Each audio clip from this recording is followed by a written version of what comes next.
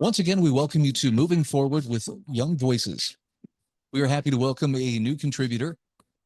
Beatriz Santos is a Portuguese policy writer and a fellow with Young Voices Europe. And Beatriz, it's great to have you on the show. I know this is your first time, but take a moment to tell us a little bit about who you are and what you do. Yeah, so hello, Brian. Thanks so much for having me. So, my name is Beatriz Santos. I am from Portugal and I am based here near Lisbon. Currently, I am working for We Are Innovation, which is a global network of over 50 think tanks, NGOs, and foundations that are innovation oriented and focus on problem solving innovation. And I also have some experience with communications agencies and the European Parliament. I work mostly on the communications field as a press officer, and I am a fellow with Young Voices. I have several articles with Young Voices and on my own published on several media outlets. The most significant media outlet in which I have articles published is a national paper called Observador, but the article we are discussing today is also in a very good media outlet called Brussels Report, which is an article I have done with Young Voices. And I also have two published books and about my coverage areas. So I have been covering a lot this topic of innovation in nicotine because it's also related to We Are Innovation, where we are working. But I am also very interested in international relations and in, for instance, uh, sovereignty, but also innovation-related topics such as technological progress and digitalization. I'm looking at your article here from Brussels Reports about the EU continues to ignore Sweden's public health successes. Now, we're talking specifically in the area of helping to reduce smoking rates, and I think you mentioned, nicotine. It seems like Sweden has led out, though, in other ways. When I think of healthy countries, for some reason, Sweden always seems to come to mind. Do they deserve that reputation? Yes, especially when it comes to smoking, definitely yes. So the case here, and this is what I talk about in my article. So in the last Eurobarometer report on people on Europeans' behaviors towards nicotine, the percentage of Europeans that were smoking was of 24%, the EU average. And when we are talking about smoking, we are talking about cigarette smoking, combustion, which is the most harmful one. And well, in Sweden, it happens that the prevalence of smoking in the Eurobarometer report it appeared as 8%. The report is from 2023. Right now in 2025 is of 5.3% amongst the entire population and amongst the people that experience Swedish policies throughout their whole life is only 4.5%. Considering that a smoke-free status requires a prevalence of only 5%, Sweden can consider itself smoke-free. And this actually has public health consequences, very positive consequences. So the um, the um, the cancer rates, particularly the lung cancer rates and also heart disease rates, are way lower in Sweden than the EU average. So there is way less smoking, but there are also way less health problems. So the less the smoking, the less the health problems, in fact. But how did Sweden achieve this? So Sweden achieved this by promoting the acceptability, affordability, and accessibility of alternative solutions that include nicotine, but in a healthier way. So the way of consuming nicotine with a cigarette is way more harmful than, for instance, vaping or consuming nicotine pouches or snus, which, by the way, it's oral tobacco and it's a traditional Swedish method. And In Sweden, these alternatives, so vaping, e-cigarettes, snus, nicotine pouches, are acceptable, affordable, and accessible. I have to remember the whole tree, but this is the AAA approach. It's called the AAA approach. By the way, if you want to learn more about that, my organization, We Are Innovation, has a documentary that has recently won 2 prizes, Best Film and Audience Choice Award at the Global Forum on Nicotine in Warsaw, very recently, 2 weeks ago. And so Sweden has been promoting the accessibility, affordability, and acceptability, accessibility, and affordability of these alternatives, and combined with traditional methods, but this is mostly how they achieved such a low prevalence. And the EU and the rest of the countries, instead of following it, are not really doing it. So that's what I approach in my article. And that was actually the question in my mind was how does the EU approach trying to reach that statistical smoke-free status? It sounds like they don't want to allow those alternatives that Sweden is allowing that lead people away from smoking. Yes, so there are two situations here. There is the general EU situation, and there is the situation in particular countries. But let's start with the EU. So the about snus, for instance, snus, which is the traditional Swedish product. Snus is banned all over the EU except in Sweden, and the EU hasn't banned nicotine pouches or vaping, but there is a tobacco. Let me just confirm the name. I mentioned it in my report. Tobacco Products Directive. Yeah, that's the official name. Yeah, there is a Tobacco Products Directive that says that products like snus or nicotine pouches can have adverse health effects. So it's not really going in Sweden's direction, despite Sweden's success. And despite saying, oh, these products have adverse health effects, it's not really explained what adverse health effects are. And about particular countries, for instance, there were countries that already banned nicotine pouches, for instance, Belgium, France, and the Netherlands. Other countries like Denmark and the Czech Republic are putting up restrictions, Finland and Luxembourg as well, in terms of flavors. So many countries, instead of looking at Sweden, who has very successful results and has basically smoke-free status, are going in the opposite direction. So with this article, well, I don't want to point a finger to anyone. That's not what I intend to do. I would just like to highlight Sweden's example and say, hey, Sweden's example is here.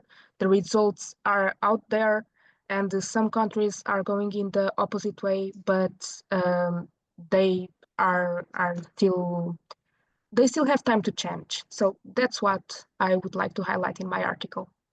I love that you point out too that snus and nicotine pouches, they're not health products, but they offer healthier alternatives to, the outright cigarettes, etc. Again, we are talking with Beatriz Santos. She is a Young Voices contributor. Beatriz, for those who want to follow your work, tell us again, where can we find you on social media? Where can we find your work published? Yes, so I write for a Portuguese national newspaper called Observador. You can also find my work on the We Are Innovation blog. I write articles for We Are Innovation. I have this article and the Brussels report, and I also have a lot of articles in my former university's newspaper, but all of them are in Portuguese. But it's called Jornal Desacordo. But if you search my name, Beatriz Gouveia Santos, with the Gouveia, the middle name, we'll probably find out, and you can also look out for me on LinkedIn. I have the links there to my work. Thank you so much.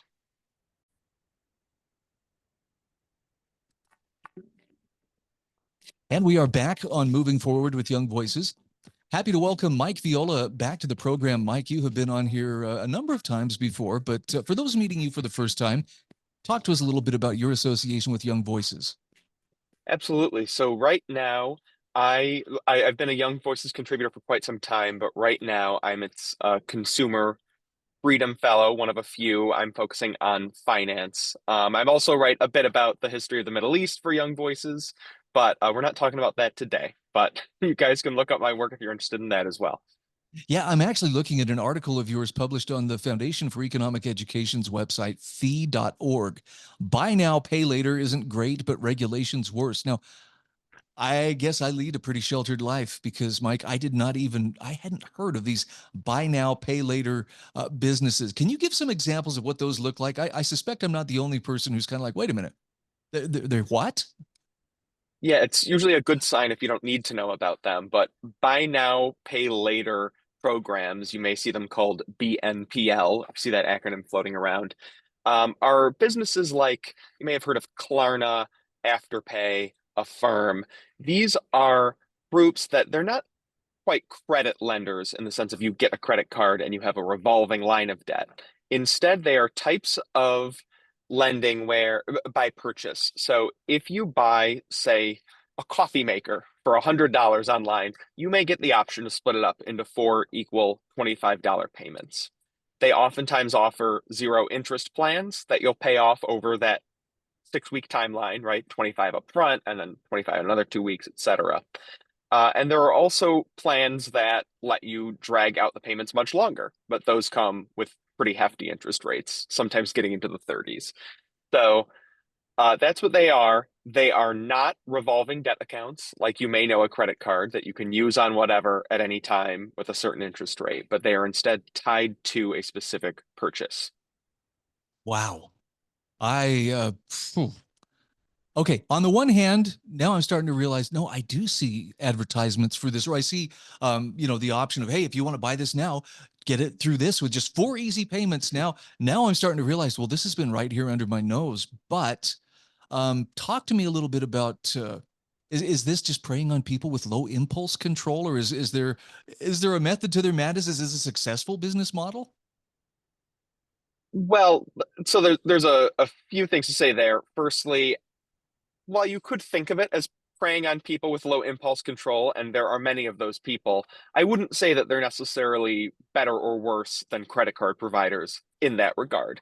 There's a responsible way to use buy now, pay later. If you would have had the money anyway, it doesn't really hurt to spread it out over 6 weeks with zero interest.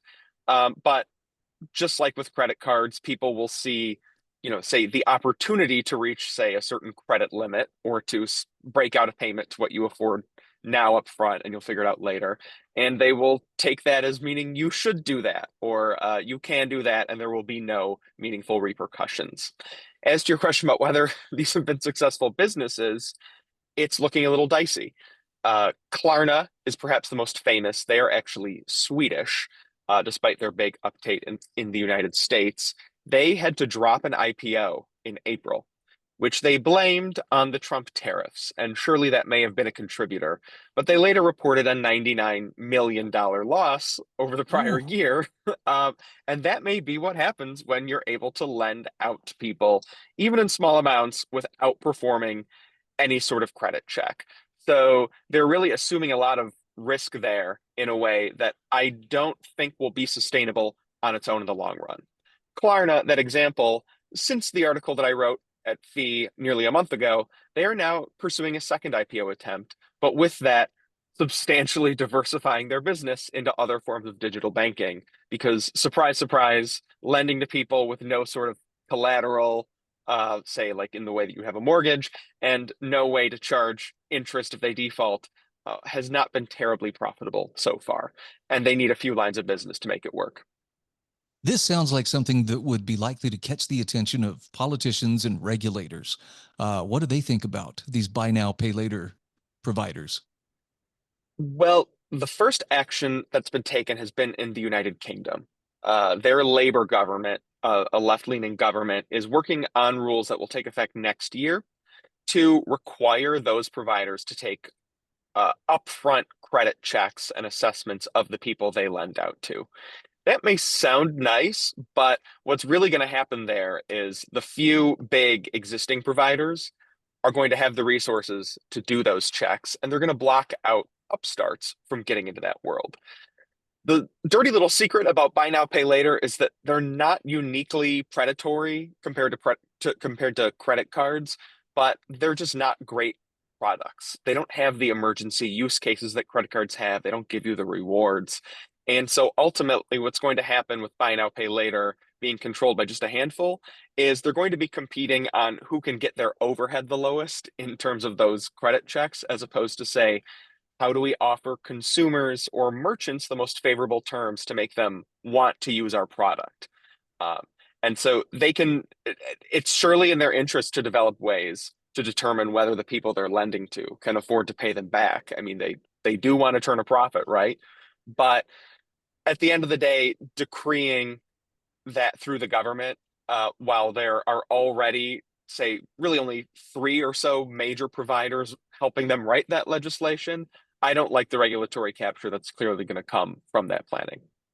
No, I think you're right on the money. And you make a very strong case for competition, which sadly, that's kind of become a dirty word in our time. It's almost thought of as, backwards and from a lesser time. People competed, but isn't that really where the consumer battle is won and lost, is who can offer the most for, the lowest price? Yeah, absolutely.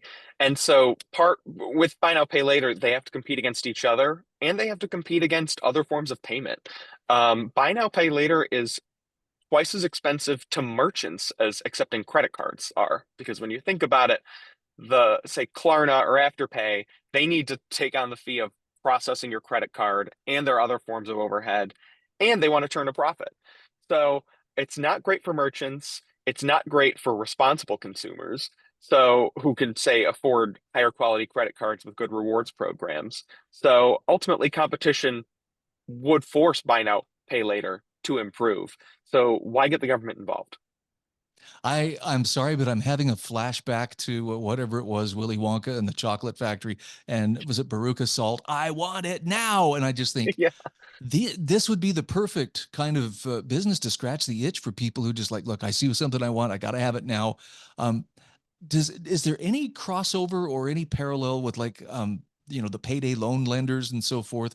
You mentioned the word kind of predatory, and I think that's the first business that comes to mind when I think of um, financially predatory kind of stuff.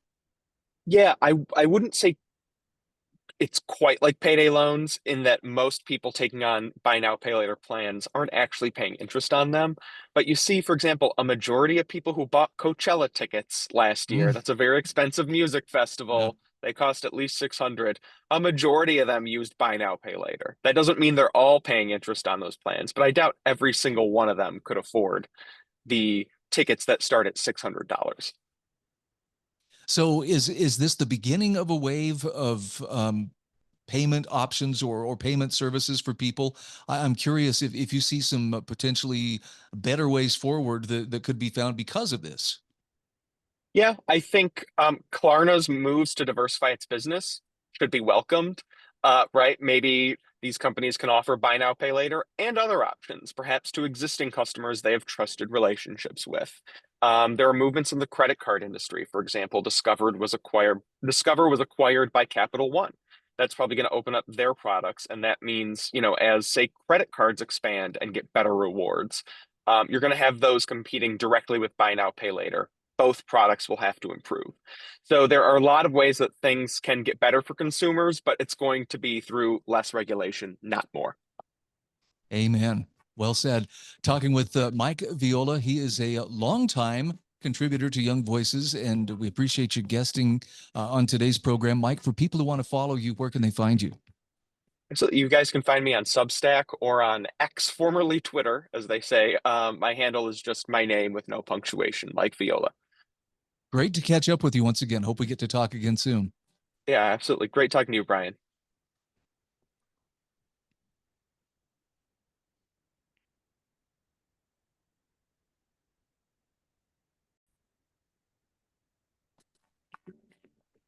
And we are back. This is Moving Forward with Young Voices. Happy to welcome Ed Tarnowski back to the show. Ed, you've been on here before, but for the sake of people who are meeting you for the first time, take a moment, tell us who you are and what you do. Absolutely. My name is Ed Tarnowski. I am a policy and advocacy director for EdChoice, the legacy foundation of Milton and Rose Friedman, and a contributor for Young Voices. And it's always a pleasure to be back. Well, school choice is one of those topics I like to follow pretty closely. In my home state of Idaho, we finally got a school choice bill passed this year. I've been watching state after state slowly adopting them, but I'm looking at an article you wrote for National Review, and you make a good, strong case here that New Hampshire actually has what probably is the school choice model of the year. I certainly think it is. And what differentiates New Hampshire here is, for those who don't know, New Hampshire passed the Education Freedom Account Program, which is an ESA program, back in 2021.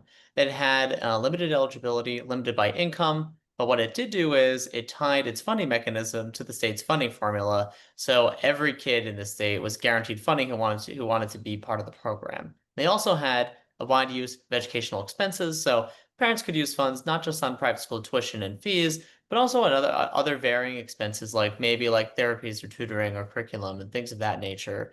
So what they did this year is they lifted that income cap completely.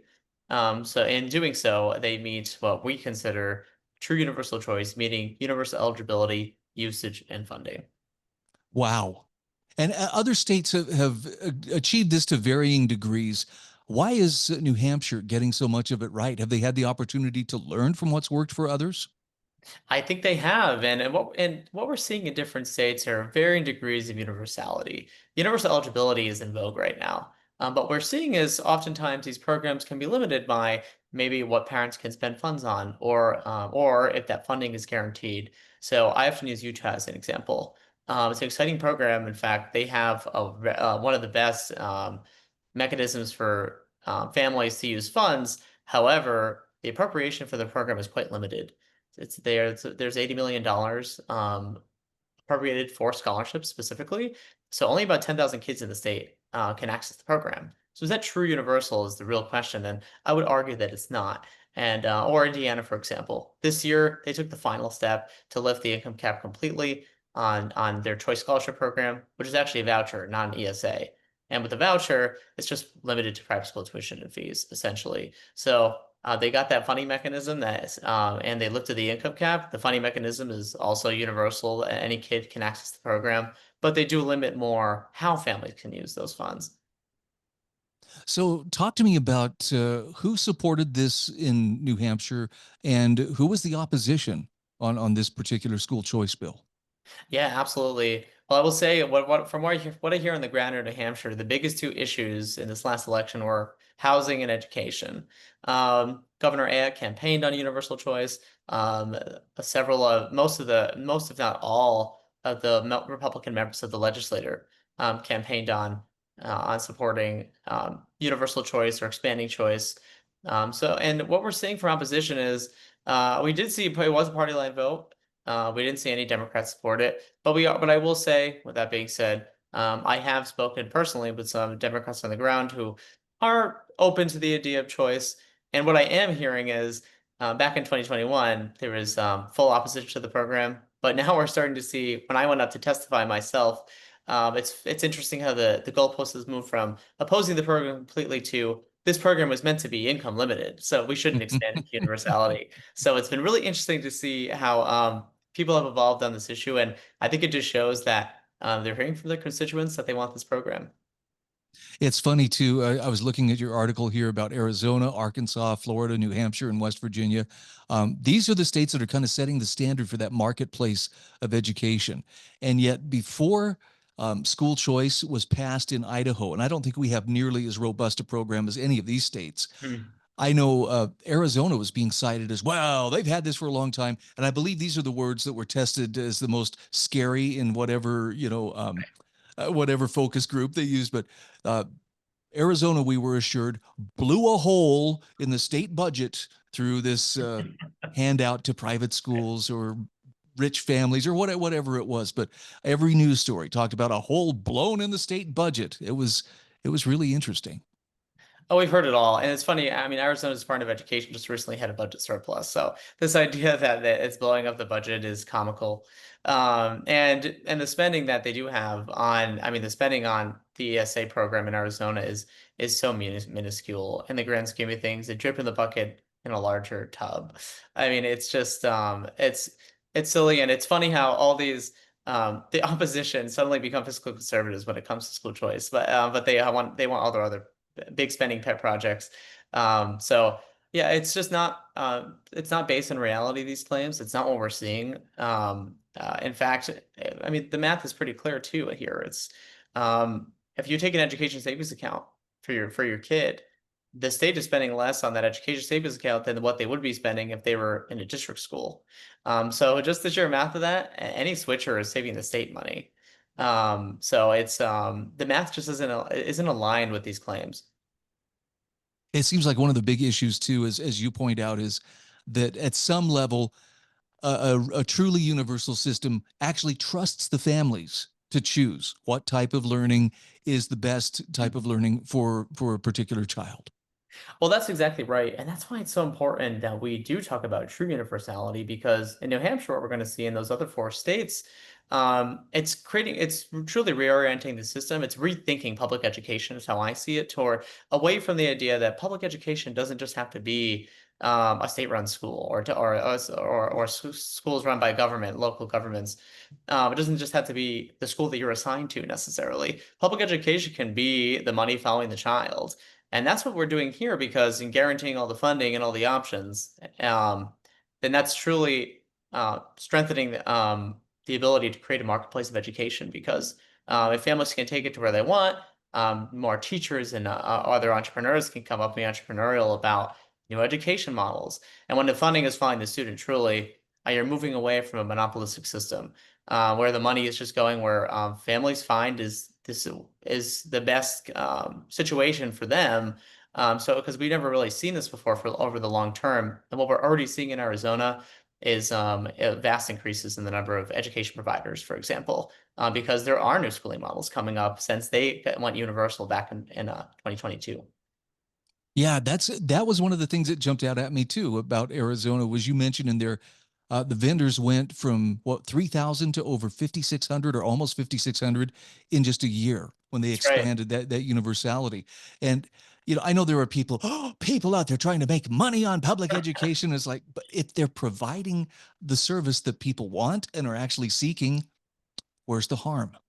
Right. I mean, profit shouldn't be a dirty word. I mean, if someone is providing a service to someone that's working well for them, remember, this is a mutual benefit here. Someone is consenting to want this type of education. Someone is offering a different schooling model. There's nothing wrong with that. It reminds me of people who screamed about Jeff Bezos making money off the pandemic. But all was happening was Amazon was serving a purpose, stepping in and when people couldn't go out as much and allowing them to order things. So of course we're going to see increases in home orders when people can't leave their homes as much. This idea that was a bad thing when it actually was a net positive for society was always comical to me. Something else you point out here is this isn't just a phase that we're going through, and we'll grow out of it eventually. The more states that sign on to educational choice, particularly universal educational choice, this is the new reality. And it sounds like New Hampshire is kind of raising the bar and setting the standard nice and high for those states that have yet to implement this. Oh, I truly believe so. And I don't think it's a phase. I think education choice is here to stay.